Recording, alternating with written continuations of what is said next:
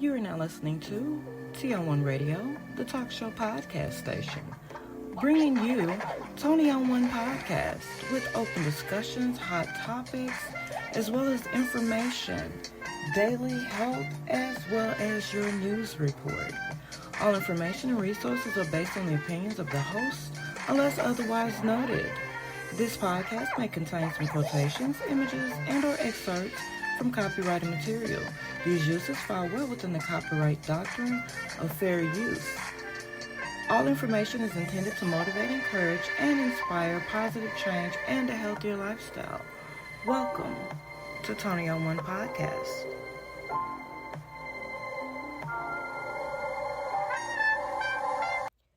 Good afternoon to all my listeners.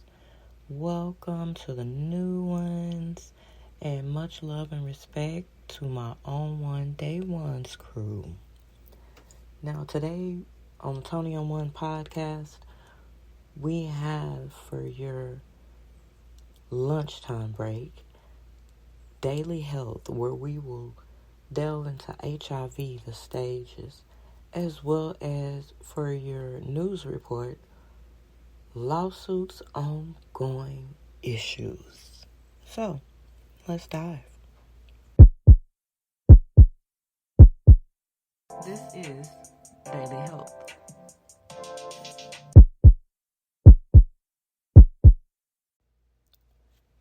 For your daily health, we are talking about HIV The Stages. So, before we dive into the stages, if you're unaware of what HIV really stands for and means, HIV is short for human immunodeficiency virus, and it is a viral infection that attacks the immune system, specifically CD4 cells, which are crucial for fighting off infections and diseases. And without treatment, HIV can progress to a more serious and severe stage called AIDS, which is short for acquired immunodeficiency syndrome. Not a nice virus at all. So I implore you all to wrap it up. Wrap it up. Again, wrap it up for your health and well-being as well as others. And I felt that this was very important to speak on because we have so many people with it who are not very nice people who are trying to give it to other people because it was given to them. So I think this is really important to tell you all, wrap it up. All right, so now, HIV, the stages of infection. Well, there are generally 4 stages of HIV. The first is acute HIV infection. This is the initial stage occurring within 2 to 4 weeks after exposure to the virus.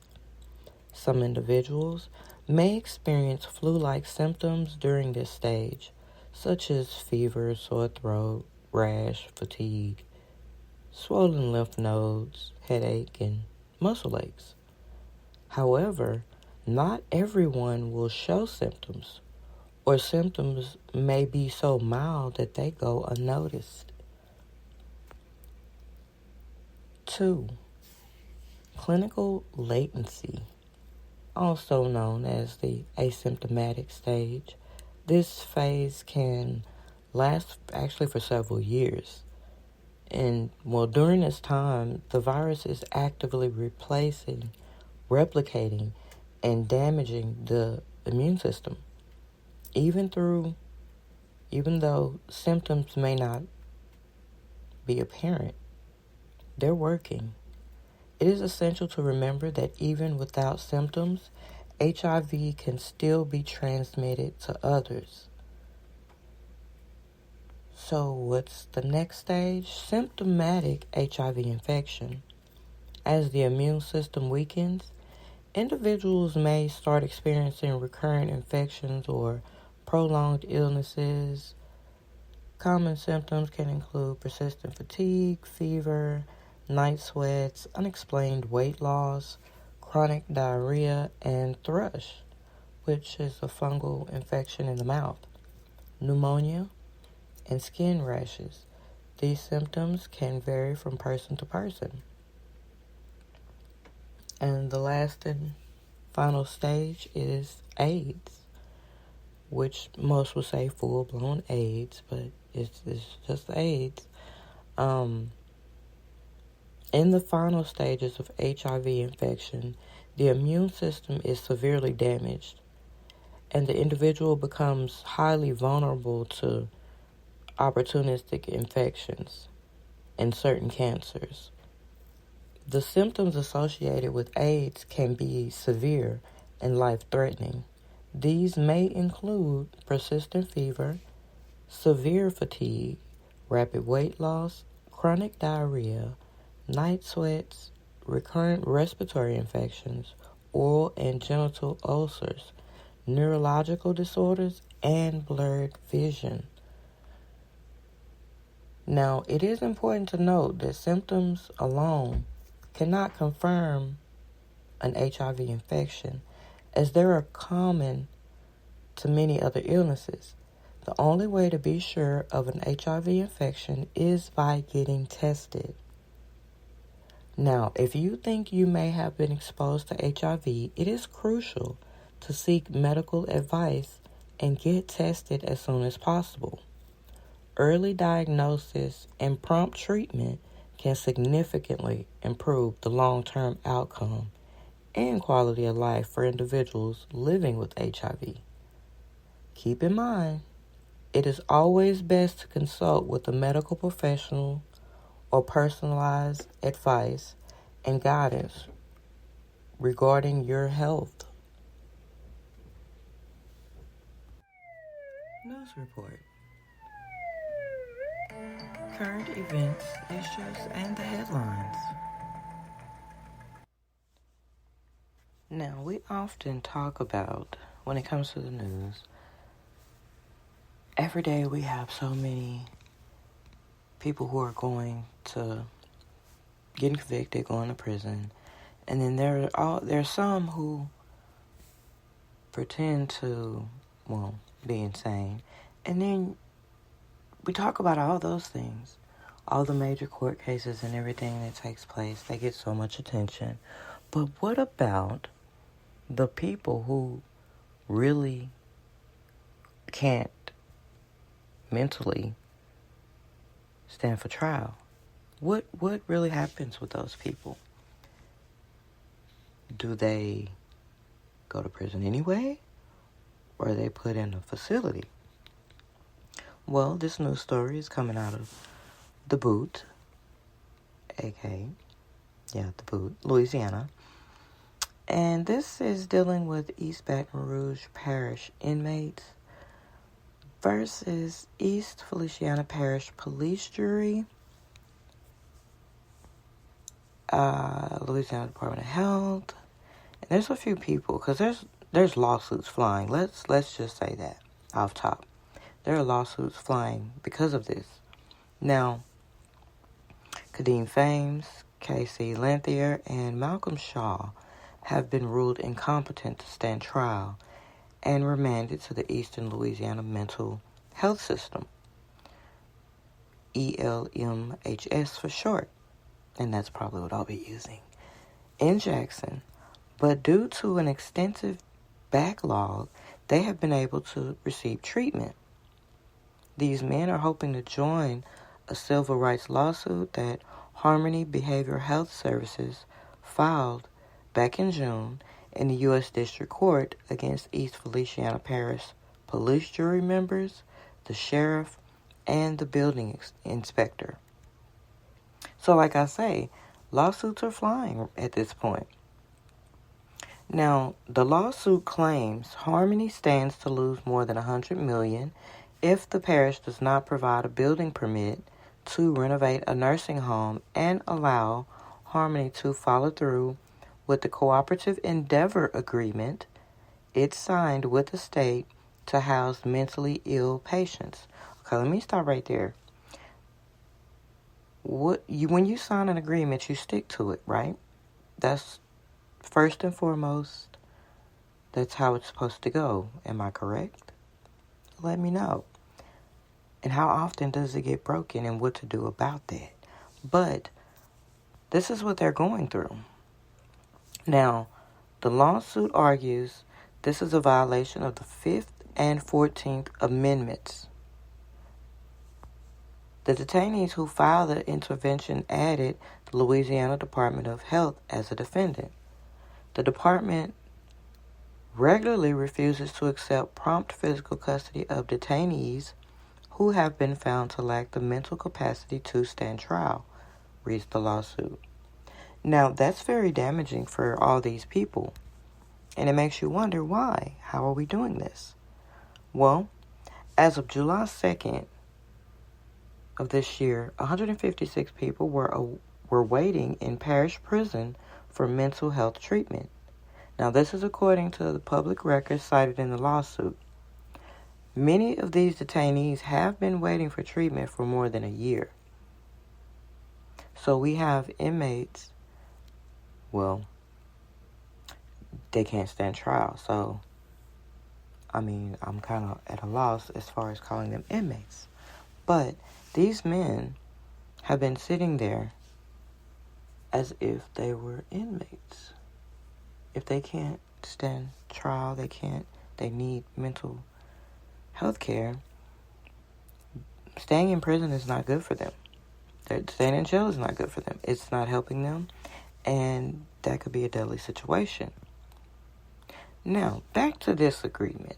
The state signed an agreement with Collins Temple and Harmony Health to move 118 patients from Jackson to a facility in Baton Rouge starting June 1st. Well, we know that didn't happen because we're way past that. We're in October. Well, almost in October. Harmony currently operates 29 facilities for patients covering a wide range of ages and mental health issues. But neighbors protested the Baton Rouge facility, so Temple ended up purchasing a former nursing home in Clinton with plans to convert it into a mental health treatment center. Again and again and again, there's more backlash. The parish denied Temple a building permit and held several meetings where the residents spoke out against what they feared would be dangerous residents.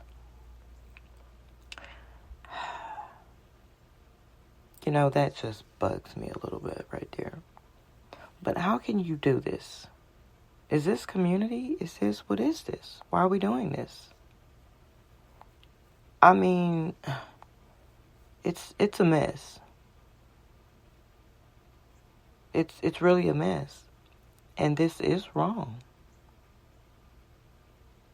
Clearly, the state doesn't want to do it. Clearly. And it seems as if they're finding every reason not to help these mental health patients. Kind neighbors? No. Fearful neighbors, it looks like. Neighbors in the community aren't welcoming of mental health facilities, nor the patients who desperately need them. How is that a caring and supportive state or community? Seriously. So, we're saying no to community-based programs? Really? But why? Unconstitutional confinement in parish jails is what we're doing. Clearly. Right? So you guys tell me. Now I'm going to post the link for you guys. If you're following me on social media, please do so. That way you can get all the further details. If you follow my blog, everything is there. Toni On One. Go check it out. There's a lot over there. But this is crazy. Communities are supposed to stand together, no matter what, good and bad. It's like a marriage. You can't pick and choose. And in this, well, if you look at the history of the litigation between these patient detainees and the Louisiana Department of Health. It's been going on for years, and they basically have not done anything to expand the state's ability to handle the increased population. And the problem is getting bigger. So something has to be done. And this is not right, so that's why I want to put this out there. Because this is an issue. And this has been your news from the boot. You have been listening to Toni On One Podcast, brought to you by On One Radio, the talk show podcast station.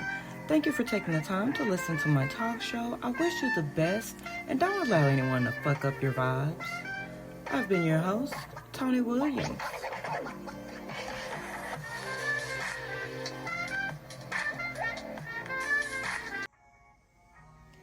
On One radio station listeners are awesome.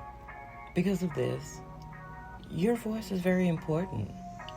Listeners are encouraged and welcome to call in live during a show or leave a message with your thoughts and opinions, whether it's the Sound Meditation Podcast, the Toni On One Podcast, the Sister Talk Podcast with Sister Such and Such, the Underground Podcast about music, or Inspire Our Podcast. We're trying to inspire the world. That's On One Radio. So listeners' voice is very important. So give us a call at 318-315-3586. Again, 318-315-3586. And voice your opinion. Hi guys, this is Toni On One. And I am here to tell you a little bit about my radio station. All shows are by On One Radio, the talk show podcast station. Shows are available anytime for download, play on demand, and they're on most of your podcast sites and or apps. Subscribe and hit the notification bell on YouTube. The name over there is Toni On One, as well as like, follow, and share on social media. We're on one. So tune in for raw, uncut talk.